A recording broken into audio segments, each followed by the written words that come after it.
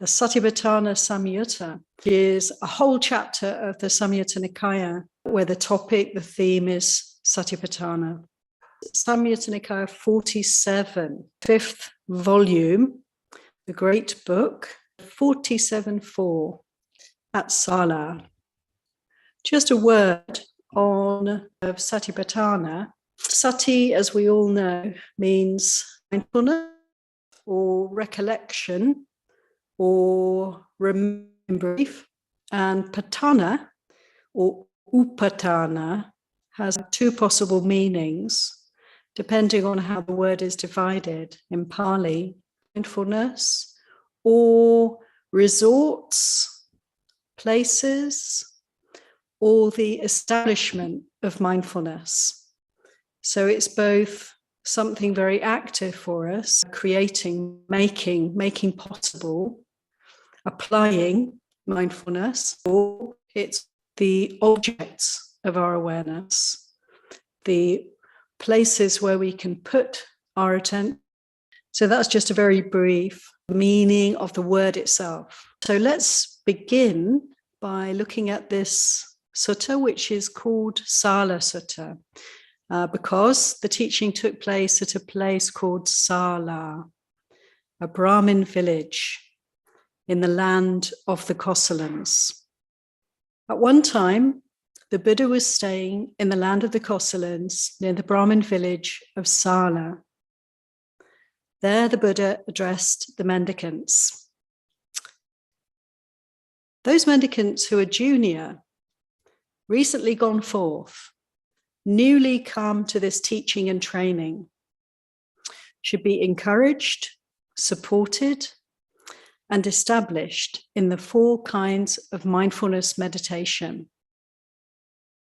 What for? Please meditate, observing an aspect of the body, keen, aware, unified, with minds that are clear, immersed in samādhi, and unified, so as to truly know the body. Meditate observing an aspect of feelings, keen, aware, at one, with minds that are clear, immersed in samādhi, and unified, so as to truly know feelings. Meditate observing an aspect of the mind, keen, aware, at one, with minds that are clear, immersed in samādhi, and unified, so as to truly know the mind.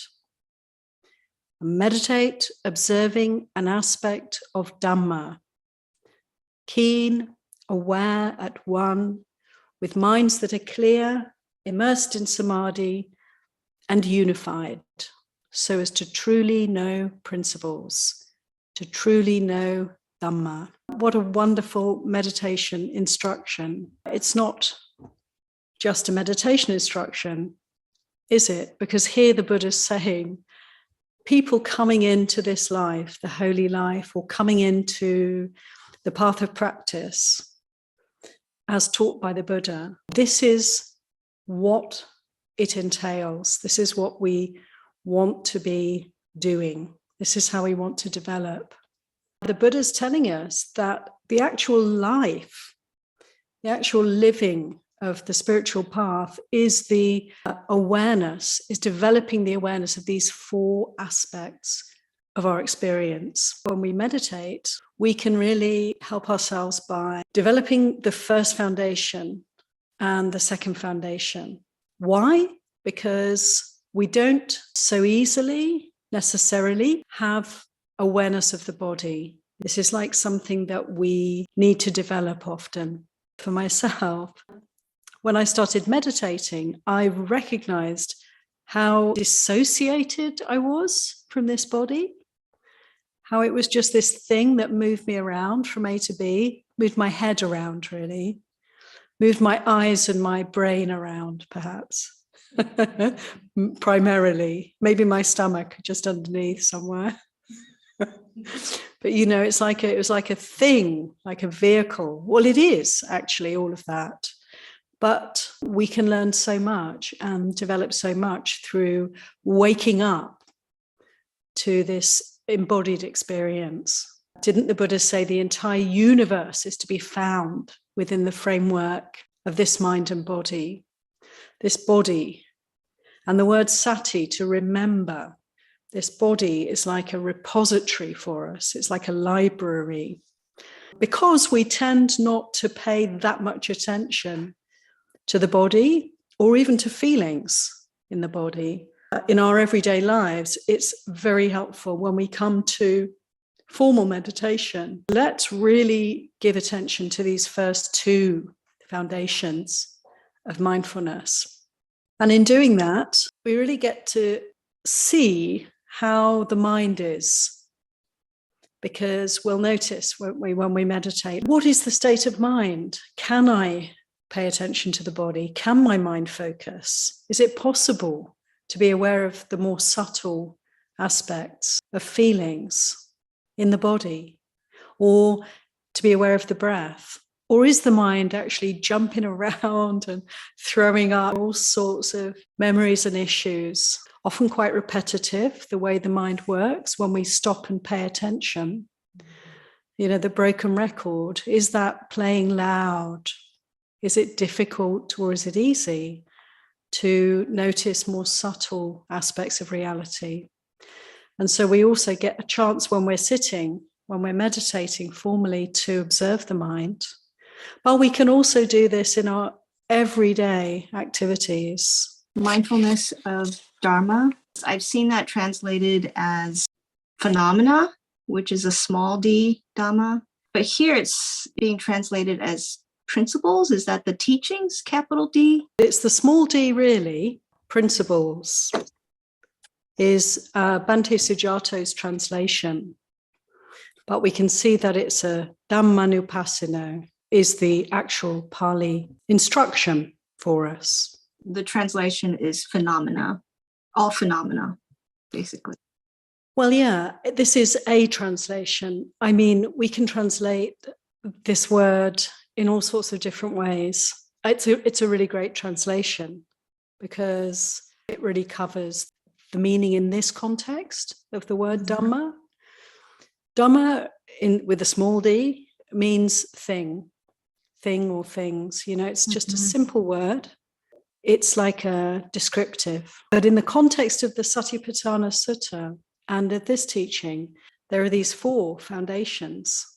So we have body, feelings, mind or mental states, and then this other one, this fourth one, the dhammas. It would really seem that this is referring to mental phenomena. And people will translate this sometimes as simply as thinking.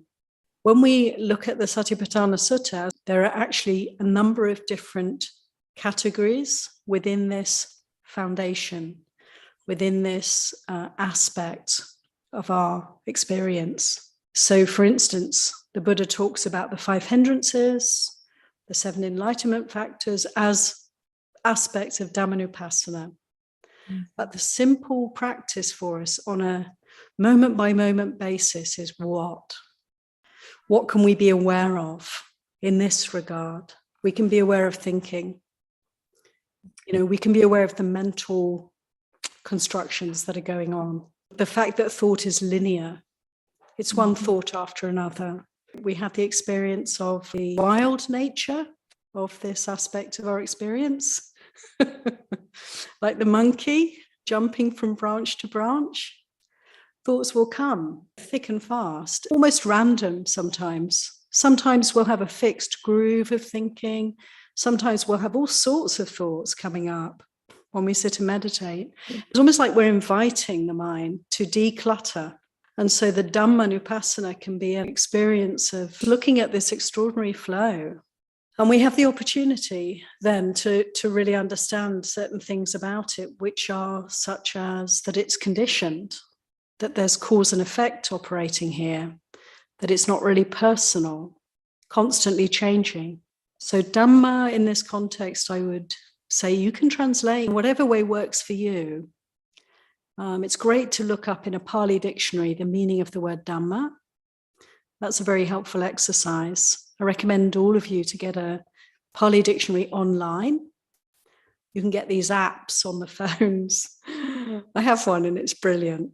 You can look up words just like that and see. But the literal meaning of the word Dhamma is thing. There's so much going on when we really open to these four Satipatthānas. There's so much that we can spend our entire time opening up to this mindfulness, which is, of course, why people choose to go and live in monasteries and such like, so that we don't have to do all sorts of other things. In a way, it's complicated. And yet, this is a way to unify the mind. We're hearing from the Buddha. We're also hearing, we're hearing two things in relation to samadhi, in relation to simplifying and unifying the mind. We're hearing that through the practice of awareness of the Satipatthānas, we develop unification of mind. And we're also hearing that we need a degree of samadhi, of focus, in order to be able to practice meditation, to be able to be aware of these four. They help each other. The focusing the mind, directing the mind, putting energy into paying attention in a particular way, developing samadhi strengthens our awareness, our mindfulness, and also our mindfulness will strengthen our samadhi. It's a decomplicating, it's a simplification. When we're aware, what can we be aware of? It's not that complicated. We can only be aware of what's happening right now. So in a way, it strips away a lot of complexity. When we pay attention to the mind, to thinking, we pay attention to Dhamma in this way, it's a simplifying, because we're not then caught up in all the complexity of thought. We're observing it. And the observing of it is a simple matter. Simple, but not always so easy to do, but potentially very simple. So we can see, if we come back to the teaching, that the Buddha is actually giving a sequence here. And we can note that in every teaching on Satipatthana, the four foundations or resorts or ways of practicing mindfulness always come in the same order. We start with the body, then feelings, then the mind, or mental states, mood, and such like, or the state of mind, and then the Dhamma, the principles or the thinking, the mental components, we could say. So look at that, there's always that sequence. When we start meditating, isn't it true, we often can be very caught up in actually, maybe in a helpful way, our attention gets drawn to the body because it's difficult, it's painful, it's not easy to sit still, for instance, in formal meditation. When we start meditating, isn't it a struggle just to sit still for 10, 15, 20 minutes and so on? And we gradually learn to become more equanimous and to allow the body discomfort to arise and pass, and we don't make such a big deal of it. And so we move beyond that. The attention then becomes a little bit more refined, and we can start to be aware of the still small voice within, more subtle, more gentle, more refined states, feelings, and then beginning to notice, how is the mind? You know, this is actually quite a big step. This is quite something amazing, to be able to be conscious of what we're conscious of, to be able to step back from our experience and not be so identified with it, to see then, to begin to see that it's conditioned, it's impersonal, it is changing constantly. And when we're practicing, not just on the cushion, but in day-to-day life, we can find that as the years go by, our awareness deepens and we become more and more adept at this mind, the thinking process, which is completely natural, nothing wrong with it whatsoever. The problem is that we can get so identified with that we are often so caught up in our thoughts that we really do feel these are my thoughts, this is my mind. And this is where all our dukkha comes from. This is where all the suffering comes from. So we start to recognize it's not the body that suffers. The body's absolutely fine. The body gets sick, the body gets old, the body dies. Completely fine. It's natural. It's part of nature. It's doing what it naturally, beautifully does. The only problem is the mind that doesn't want it to be like that, or that has some strange ideas about reality that don't fit the bill, you know. So we can start to really work deeply with dukkha, and to start to really come out of suffering, to really liberate the heart, is to work with the mind. But in order to do that, it's really helpful to always have this refuge in mindfulness of the body. Mindfulness of the body is mindfulness of the truth. The body is true. It's sincere. It's honest. It doesn't have a facade. Like the mind, which is a trickster, which is deceptive. We delude ourselves endlessly. We're so deluded that we don't even know we're deluded.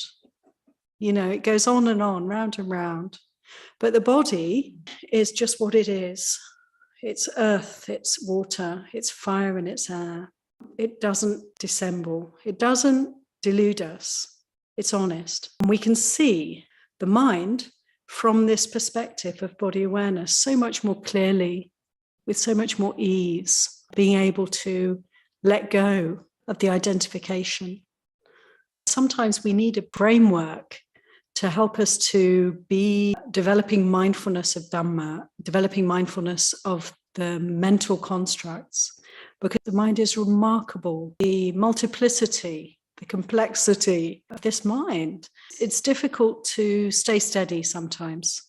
It can be like a flood of thoughts and associated feelings, emotions, and so forth that can arise for us when we pay attention to the mind. And so to have a framework like the 5 hindrances really helps us, because it's like whatever comes up, we can categorize it. And as soon as we start categorizing, is this desire? Is this aversion? Is this doubt? As soon as we start to categorize, we've already kind of taken a step back. We're already objective, at least to some extent. The hindrances, this 4th section of the Satipaṭṭhānas, this 4th foundation, they're a very important part of our developing mindfulness of Dhamma. We can understand that we need to have a handle on the mind in order to begin to meditate at all.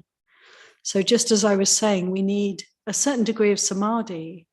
We need a certain degree of stillness in order to be able to begin to contemplate in this way. As we're meditating, as we're trying to pay attention to the 4 Satipaṭṭhānas, notice what stops it. Notice what gets in the way for us. Notice any obstacles that arise. And we can categorize them, yes, into the 5. Desire, sense desire, aversion, these 2.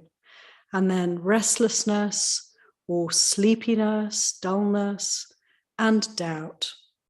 And every single mental obstacle that arises for us, not just mental, but also physical obstructions to our practice, can fit into one of those 5 categories.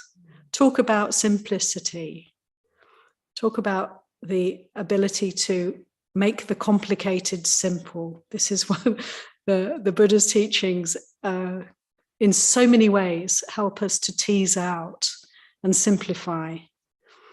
And this is a great example of this. Let's go back to the sutta. Just to summarize what we've already covered, we had the place where the teaching was given and the words of the Buddha telling us those who are junior, and we can say in this regard, I think we're talking about people who start meditating, people who start practicing, those of us who are at the beginning of the path. They should be encouraged, supported, and established in the four Satipaṭṭhānas: body awareness, awareness of feelings, awareness of mind or mental states, and awareness of Dhamma or principles or phenomena, mental phenomena. They should be keen, aware, at one, with clear minds, immersed in samādhi, that is, one-pointed, focused, and unified, so as to truly know these four resorts. Let's continue and see what the next passage has for us. The Buddha goes on. Those mendicants who are trainees, who haven't achieved their heart's desire, but live aspiring to the supreme sanctuary, they also meditate, observing an aspect of the body, keen, aware, at one, with clear minds, immersed in samādhi and unified, so as to fully understand the body. They too meditate, observing an aspect of feelings, keen, aware, at one, with clear minds, immersed in samādhi and unified, so as to fully understand feelings. They too meditate, observing an aspect of the mind, keen, aware, at one, with clear minds, immersed in samādhi, unified, so as to fully understand the mind. They too meditate, observing an aspect of Dhamma, keen, aware, at one, with minds that are clear, immersed in samādhi and unified, so as to fully understand Dhamma. So there we have a little bit of repetition. I actually personally love the repetition that we find in so many suttas, because it's really for me like a emphasizing and a simplifying. How many times do we need to hear the same things? Personally, pretty much every day, I need to be reminded of the basic teachings in order to train the mind, in order to direct the mind toward Dhamma. Like how we take the three refuges 3 times, how we pay homage to the Buddha 3 times. Why? First time, we're kind of arriving, maybe. Second time, we're just about landed. We're just beginning to be here. And the third time, we might actually be present. What we're really hearing here is that it's exactly the same teaching. It's exactly the same practice. So whether you're a beginner, you've just started meditating, it's your first time, you're not really sure what you're doing, but you're going to give it a go, or whether you've been meditating for your whole life, for most of us, for your whole adult life, not yet fully liberated, but you are surely on the path. For such a one, the teaching is precisely the same. One of the interesting aspects of the Satipaṭṭhāna Sutta is, and all of these teachings in this Saṁyutta are kind of a riff on that. The Satipaṭṭhāna Sutta makes a very strong statement, which repeats again and again in the course of the sutta. And we talked about it a little bit already here, which is this phrase, ekāyano maggo, ekāyano maggo. The Buddha says this practice of the 4 Satipaṭṭhānas is ekāyano maggo. It means maggo is path, and ekāyano, eka is one, and yano is like a vehicle, one vehicle path. And this is variously translated, variously understood. To me, the most clear meaning is that this is the direct way. It's the one-way street. It's taking you to the end point, which is nibbana. In some translations, it's written as it's the only way. And that's the reason it comes to my mind, because one could say the Buddha is very clearly stating here that this is it. This is the practice. So for anyone and everyone who's capable of discernment, this way of practice is going to lead you kind of inexorably towards nibbana, towards liberation. But, there may be some folks who find that this is not immediately appealing, or there's something about this way of practice that is difficult, inaccessible, and so forth. I'm just reminded of, at the time of the Buddha, there was a person who was mentally challenged, not very bright, not very capable of stringing thoughts together, and considered to be quite handicapped. And the Buddha gave him a practice, which wasn't the four Satipatthānas. He got him to take a piece of cloth, and he said, okay, see if you can do this. He gave him a piece of cloth, and he asked him to just rub the cloth. And that was his practice. And he could do that. And through doing that, this person became fully liberated. He had insights. He had all sorts of realizations as the cloth became more and more filthy, as he's rubbing the cloth. But what's really interesting about this practice is that it does say incorporate the Satipatthānas, but it's in a different way. The teaching was given in a very different way. And he's just using touch and movement and awareness of that. In the four Satipatthānas, we're aware of touch, we're aware of movement, we're aware of the body in a more maybe open and general way. But one could take almost anything as an object of meditation and make progress on the path. Because it's that quality of, as it's saying in this sutta, let's just have a look again. It's quality or qualities of keenness, awareness, oneness, having a clear mind, immersed in samādhi, which I would say is, it's ekāyano citta, is the Pali. It means one mind with thoughts concentrated on one object. This is how we're invited to practice the four Satipatthāna. And I would say probably in any practice, this is what is developed. Samādhi is required.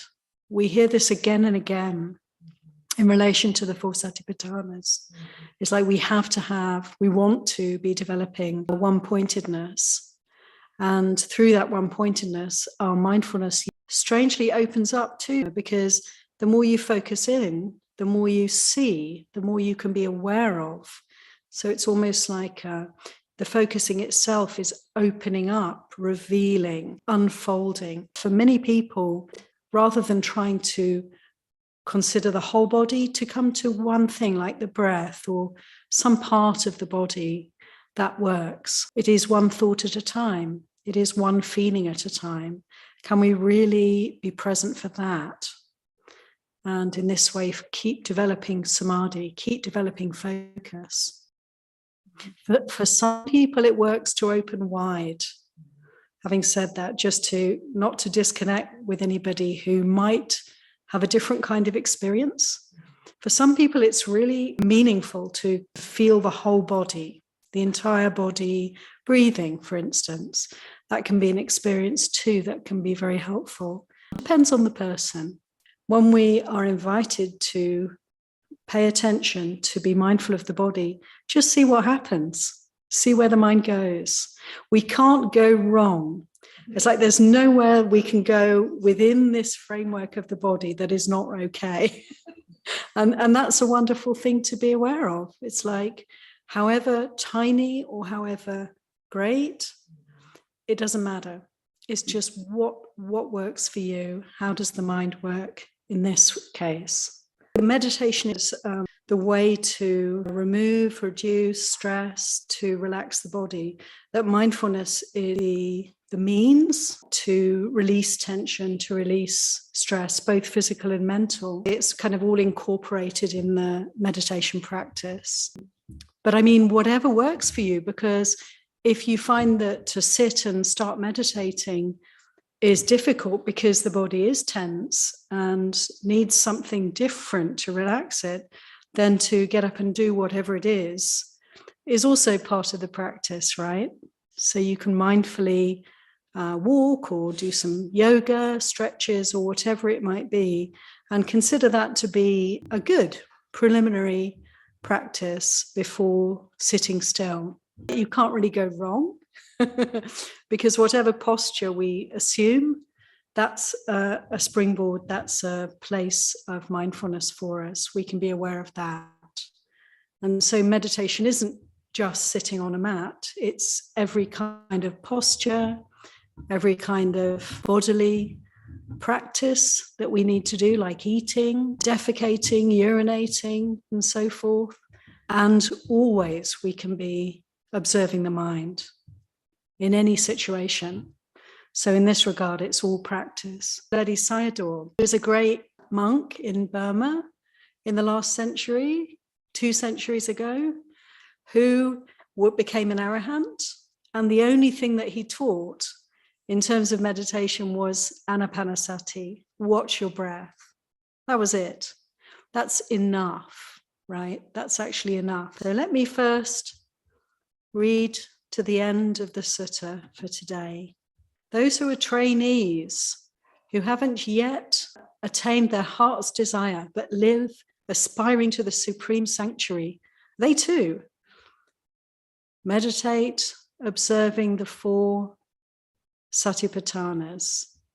And to continue now, the Buddha went on to say, those who are perfected, who have ended the defilements, completed the spiritual journey, done what had to be done, laid down the burden, achieved their own goal, utterly ended the fetters of rebirth, and are rightly freed through enlightenment.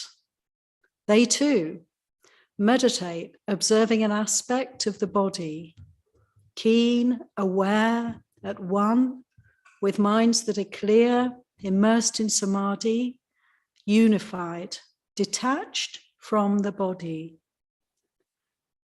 They too meditate, observing an aspect of feelings, keen, aware, at one, with minds clear, immersed in samādhi and unified, detached from feelings. They meditate, observing the mind, keen, aware, at one, with minds that are clear, immersed in samādhi and unified, detached from the mind.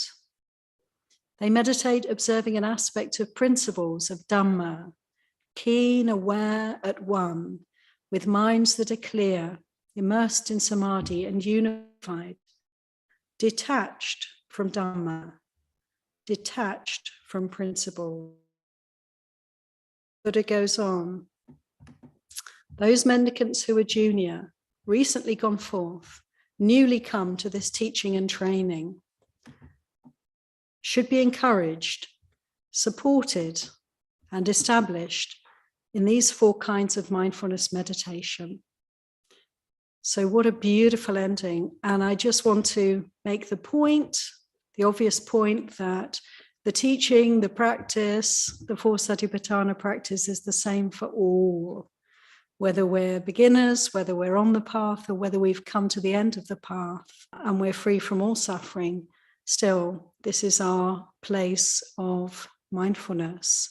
And the important difference we can pick up is that for those who have come to the end of the path, who've laid down the burden, whose work is done, they dwell detached from body, from feelings, from mind, and from thinking, from dhammas. So I leave that with you to contemplate. Wonderful teaching, as always, of course, with the Ini Sutta. There's always so much, isn't there, for us? So let's continue to benefit from this teaching